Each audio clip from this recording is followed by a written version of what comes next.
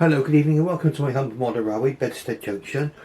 Now tonight we're going to see an engine which I have not had a chance to run properly since I brought this one down out from the attic at the beginning of the first lockdown that they had, and it's going to come round here now and I'll explain to you why that was. Now the locomotive coming round here now is my lovely Standard Class 4 locomotive, and this one was one of a number of locomotives that I had stored up in my attic, okay, and when I brought this one down it basically wouldn't go and I couldn't work out why. Now some of you might say, well, it's obvious now, but it took a fair bit of research off the internet, and in fact I got the answer to the problem when it was too late, okay. And this is a warning to anybody who owns one of these or might buy one off eBay. Now, I'm not saying don't buy one, okay, because if it's a runner, described as a runner, it should still be okay. And the locomotive we're looking at is the Bachmann branch line, and it's basically the split chassis model of the Class 4 locomotive. Okay, you can tell on the boxes what they are. It says a new super smooth flywheel gear drive motor, £45.75. I bought that 496, reduced to 5 was knocked off, okay. And I've got item 31101, standard 4MT, that's mixed traffic, 75023 green, single chimney with BR2 tender, okay. That's the specifications there. We're trying to get focus on that for us, so you can see that, okay. Now some of you might have one of these, and if yours is running, fair enough, keep it running. Mine, how could a locomotive go wrong when it's been sat in the box, you might ask? Okay, and it would basically, what it would do, it would go forward so far and go clonk. We tried to put it in reverse so far and it went clonk again, okay. Now eventually what happened was I went clonk in a big way, and there's a pin which holds all the connecting rods together. It's on the middle wheel, okay. That came out, okay, and I was never able to get it back in again properly. Now what the problem turned out to be, and I'll explain it to you now, and I'm going to show you the old one now. This locomotive here now, because parts are scarce, okay, I had to resort to get a donor chassis. It was the only way in which I can get this locomotive back on the rails again.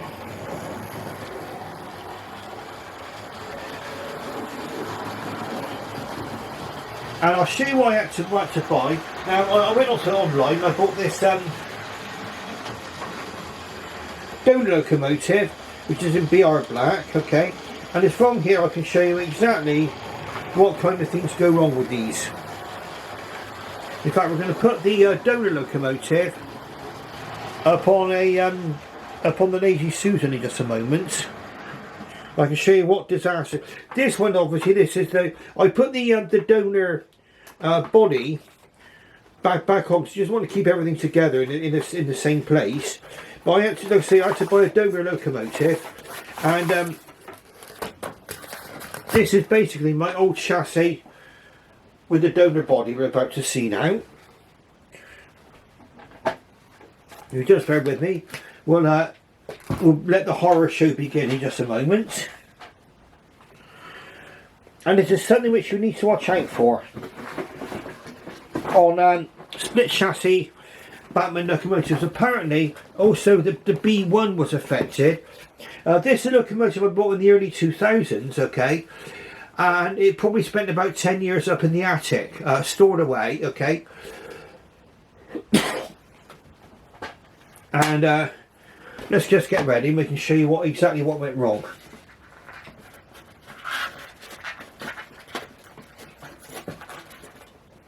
And be prepared, because it's not a pretty sight, okay. Here we go, let's turn around on there. This is the donor locomotive, okay. And this is together with my old chassis, the one that was broken, okay? And you can probably see from here, there's a centre pit. Just get something to point with. Just bear with me just a moment. Big stretch. The centre pin here with the bell crank, okay? And I was able to assemble all of this after it all collapsed and all came apart, okay? You can see on this side, the good side, where the all the valve gear is together as well, okay? Now I managed to get this one going again, and I started to make a video of it. In fact, I had to abort the video because this happened.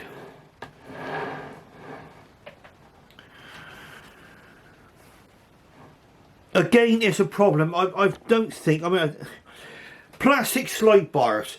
Whoever decided to put plastic slide bars on a locomotive, well, what fate I'd like to befall them is, well, let's have a look at the time. No, it's not fit for a watershed audience. Okay, now on this side here, the slide bar here is just made out of plastic. That holds all the valve gear together. That's broken up into pieces, okay? And it's allowed the crosshead to drop out of the cylinder block. It will run, but I mean, it looks terrible when it's running. I mean, I spent hours putting this back together again. And the problem that causes this is something you might not think of, okay? Bachmann, in their infinite wisdom, put some plastic wheel inserts in here, inside the wheels, okay? And they were made of for what madcap, lunatic reason, they decided to put a material in there that was porous, okay? Now what happens eventually is that those inserts swell up like a big sponge, okay? And then you find that the inserts actually foul against the connecting rods. And it was so bad on mine, it actually forced this crank pin out. Okay? Now if you imagine this chassis has had very little use, I suspect it probably went around the track a couple of times before I put this model away, okay, before I boxed it up, okay? And it's not really gone all that long without having significant problems, okay? On this one, what I managed to do to get it running temporarily was to remove these nylon inserts in here, whatever this rubbish is made out of, okay? Remove them all together.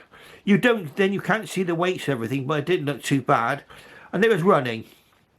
And then, like I said, I started to make my video and suddenly it went kerbang here.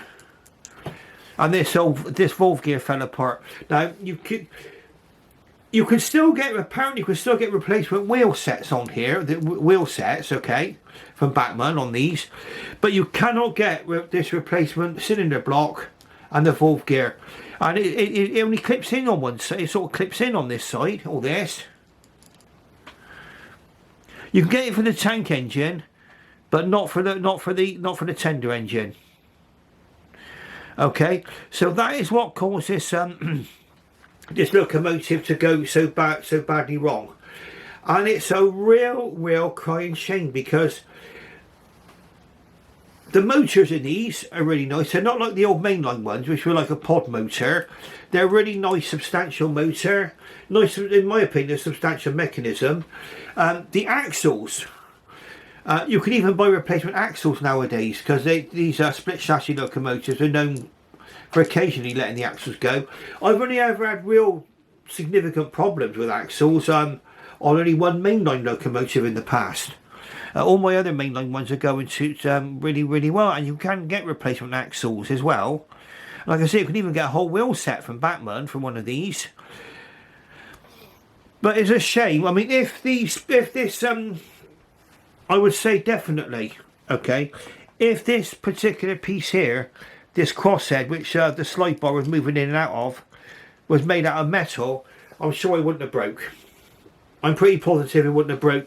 Or at least even if it had even got bent or something, I mean, you would have been able to push that back into shape again.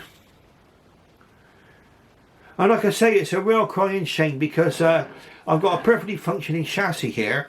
Like I say, the locomotive which you'll be seeing go around on the track in a moment, let's have a look at what the 4MT looks like. And the actual locomotive which is going to be going around tonight on the track is one which actually contains the donor chassis. Let's have a look and just see what other features you get on this locomotive as well, because this is the old one obviously, and this is BR Black 75078, okay. This one is double chimney. You can clearly see the double chimney there, and it's in black lining. Now I'm hoping one day that I will either be able to get another donor chassis, or I could find some way of repairing this cylinder block here. If I did, I mean, there's parts that actually come off completely. So the chance of me actually fixing this as a permanent solution is probably relatively slim. Okay, but I will update you on. I will update you on this because I'm pretty determined to get this one going again. Like I say, my problems was getting this crank pin back in here on this chassis. I managed to get all of that done, got the bell crank in the right position. It was real fiddly to do. Then all of a sudden the valve gear went bang, and that is on a virtually brand new locomotive. Okay, well, let's put it this way, it may have been quite a long bought in the year about the early 2000s, but it had seen very little use before I actually put it away into the attic. And I think that's a cautionary tale then for anybody who's got any of the early split chassis Bachmann locomotives. Okay, so what we'll do is we're going to go round now, and something I want to see. We'll take this one off the lazy soon. I'm going to put it back in the box. Oh, one thing you did get on these was quite a nice little touch. You got a loco crew look. You got a loco crew. It didn't get a decorated cab on it. I mean, it was a bit early for that, really, I suppose. But all in all, a nice model. Possibly ruined by poor choice of materials. Okay, that's what the intact light bar looks like there. That's all plastic there. And there's your cross metal. You see, it's got a metal crosshead with a plastic slide bar. I don't know. Maybe I thought it was easier to make. I don't know. Hard to tell. Anyway, that's my cautionary tale, my little horror show for you. I'm going to put this one back in the box because I do have every hope of getting this one up and running. Okay, it'd be nice to have a black Standard Class 4. And my original one was the green one here. And I'll just explain to you another thing with the Bachmann of its day. One of the weird things that they did. This one back in the box. Oh, well, this one was advertised on eBay as being coming in the wrong box. Okay, I did pick this up relatively cheaply because of that, but it was my intention to use it as a donor, but it did come in a manor box. Sorry, the Mogul. Sorry, the Mogul, the 93XX Mogul. It came in that box instead of the one for the Standard Class 4. So if ever I do come across a cheap Mogul with a new box, that might come in handy.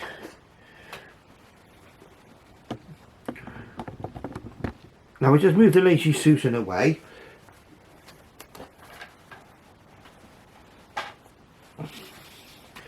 Let's say the bodies come off nice and easy on these locomotives. They're beautiful runners when they're going. And okay, something might be justified to say, why didn't I go out and buy a newer Standard Class 4? And I can understand that argument. Okay, understand it very well. But this one, I mean, this was meant to have been like when I bought this, it was going to be the pride of my fleet, basically. And yet,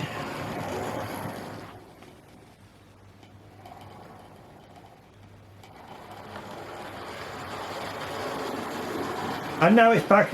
Now it's back on the track now. taking its rightful place. Now I'm going to take a sip from my tea. I've got a cup of tea here.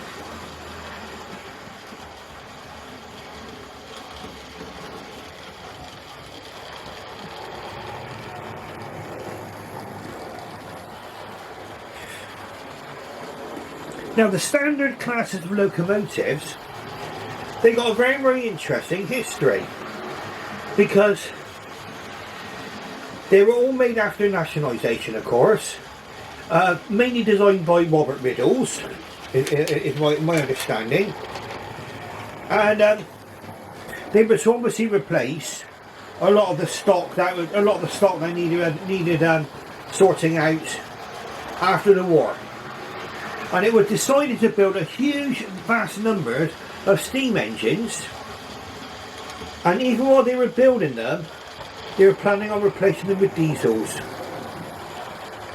So these locomotives had a very, very short shelf life, a very, very short service life. I mean, the saddest was Evening Star.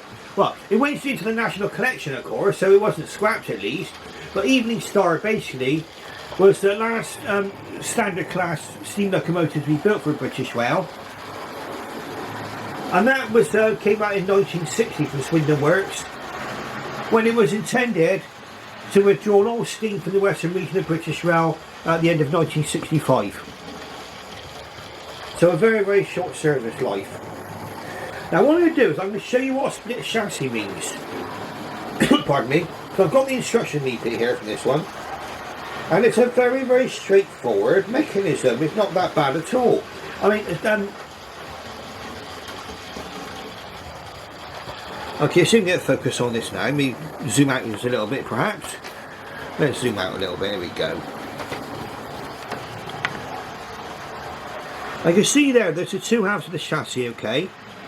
And the motor is perched on top. There's no wires.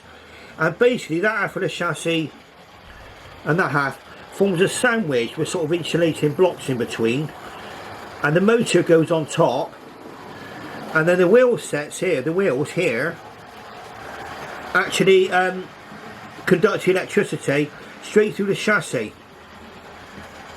I mean it was quite a fairly good design. This is the valve gear, the offending valve gear here, which I cannot get a replacement for at the moment. Okay, that's it there. The slide bars and everything else. If I could, that would be fantastic if I could get that. I'm going to keep on searching on the internet, because if I can just replace that part there, I can be back on the rails again with my other locomotive, my donor locomotive, be back on the road again. Now something that you need to constantly then watch out for is if there's any stiffness, any jerkiness, any funny noises in operation of one of these, you have to look at the those nylon wheel inserts, just to make sure they haven't swollen and they're not found in the connecting rods.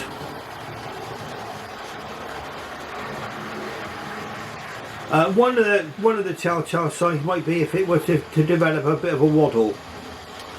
And I'm going to be keeping a very, very paranoid eye on this one. There's ways around the problem. I mean, one is to remove the wheel inserts. The other one is to sand them down a bit and glue them back in again. Some is just to partially put the wheel inserts back with just the weights. But it's just making sure that those porous wheel inserts do not foul those connection rods. Now, not all of them are affected. Not all of them are affected. Let's have another sip of tea. Sorry for a bit of a pause here.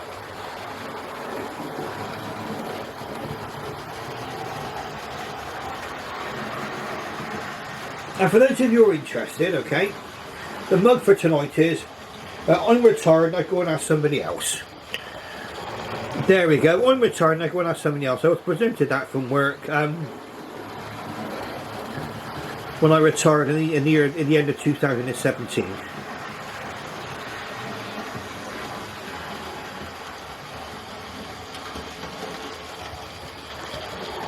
Oh, lovely. Now I think what we can do, we can have a little look at what else we get with this particular locomotive.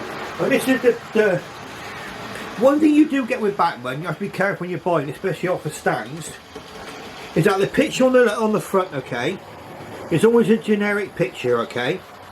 That is no guarantee of what's actually inside. In fact, my locomotive, we're not 75069 with the large tender. Mine was with the BR2 tender, okay? Different number altogether, and mine is 75023 in green. Okay, so that's another thing, and that is not just on these. I mean, there's that kind of error at Bachmann. They did not show you the picture on the front exactly what you're going to be getting inside.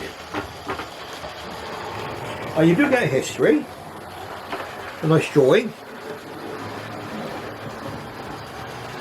with a history there, okay, nice drawing there.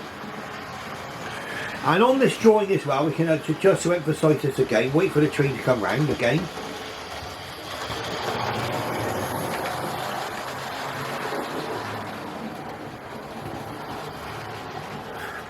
Now,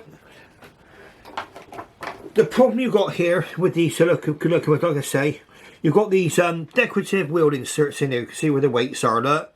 They're on all three wheels. And if they swell, the weight spins around, bang, against the connection, and it all comes apart, okay? And it's a good description of how it goes, okay? Bang, clonk, clonk, clonk, clonk. You think, oh no, what's happened there? Okay. And also, the drawing, again, does not relate to the locomotive I've got.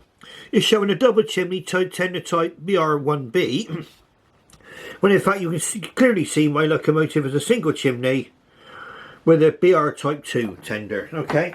And you've got to look at the label on the end of the box to make sure what you're getting. Now let's have a little spin around the track again. Now I'm wondering whether this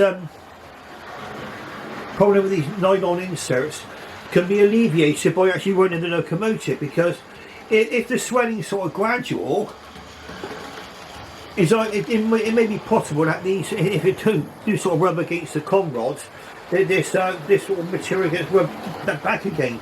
I'd rather not take a chance, and if I think there's any problems with this one now, I might buy a new wheel set. I mean, I could have, for how much it's cost me to get this locomotive back on the rails again, which with all the bits and pieces I've had to get for it, it's probably cost about £45, £50 altogether. And I could have second hand even the Hornby Class 4 is over £100 second hand. And so from my point of view, even though I've got an older style model, for me it was still worth it. I just wanted to get this locomotive up and running again, and I think some modelers would understand that. Now, where could these standard class 4s be seen? Now, why were they built? Well, they were built to go on lines where a standard class 5 would be too heavy. The same model thing. You've got weight restrictions on on certain parts of our railways. Very similar in appearance and character to class 5 460s. Oh, their power rating suggests lighter and smaller. Class 4 versions were developed for use over lines prior to their heavy contemporaries. Probably the same reason as on the Great Western that the Manor class was built, because they were built as a lighter engine.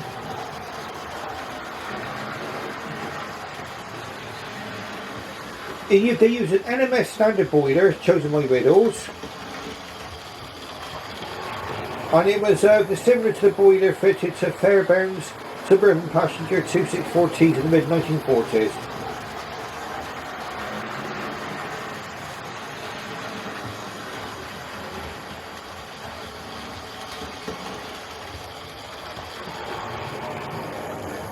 They were erected at the celebrated Executive Great Western Railway Workshop at Swindon are numbered in the 75,000 sequence. 80 class 460s took their routes between 1951 and 1957.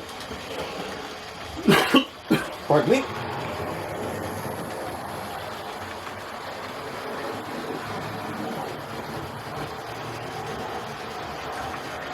Further builds were actually called off because of the impending dieselisation. Okay, so that's one of the reasons why.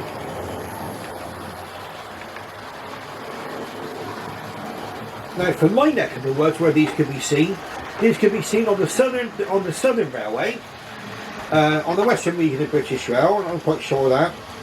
But another place where these could be seen, and it's of great interest for me and why I bought this in the first place, was that they could be seen on the Somerset and Dorset Joint Railway. Class 4s could be very often be seen used as pilot engines for more powerful engines like West Country Class Bullet Pacifics, or they could be used on local services or semi-fast services on the Somerset and Dorset. So the Class 4 tender engine locomotives, like I say, were in many ways a Somerset and Dorset engine. Very nice model. I'm very, very pleased with it actually now that it's up and running properly. And like I say, how could such great problems arise out of putting your model up in the attic and then getting it down after 10 years or whatever, and then running it and then finding that problem? I had no idea. I mean, the swirling wheel inserts is the last thing I had on my mind about this. This one does not seem to suffer from the same problem, which seems to indicate that not all of them did.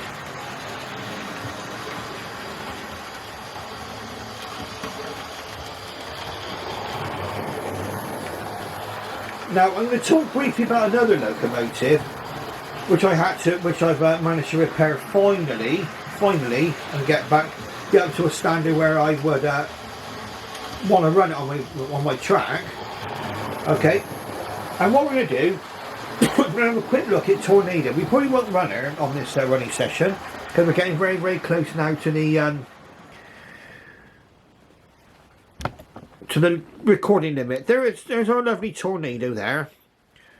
I'll probably include this one in another video. What did I have to do to get Tornado fit and ready for my railway? Well, quite a lot actually.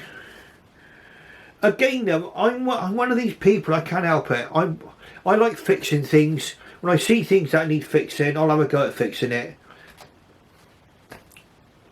That is me. Okay, so I might do another short video on Tornado, just to show what I have to do on that one. So that could be featured another time. And let's bring our wonderful Class 4. Oh, it's being pulled by 3 Southern Railway coaches, which is quite, in my opinion, quite legitimate. Okay. Very, very nice models. I'd say split chassis, I know. But they come with very, very substantial motors. I mean, I should have really left the body off the donor locomotive, to be honest with you. But those motors are huge on here compared to some things I've got there. It is, look, with the worm drive on there. Massive great things. But very good motors on there. And I should imagine the rest of this locomotive, I mean, can be very, very long lasting. I'm hoping this one is going to give me many, many years of good service. I mean, I'm not going to stick up in the attic for years on end now. And hopefully by running it regularly, I'll be able to avert any problems. Okay, so now if you enjoyed watching this video and found it useful, please press the like button and subscribe and ring that bell. And what I should do is I should say thank you very, very much for watching. And I should bid you farewell and bye bye for now.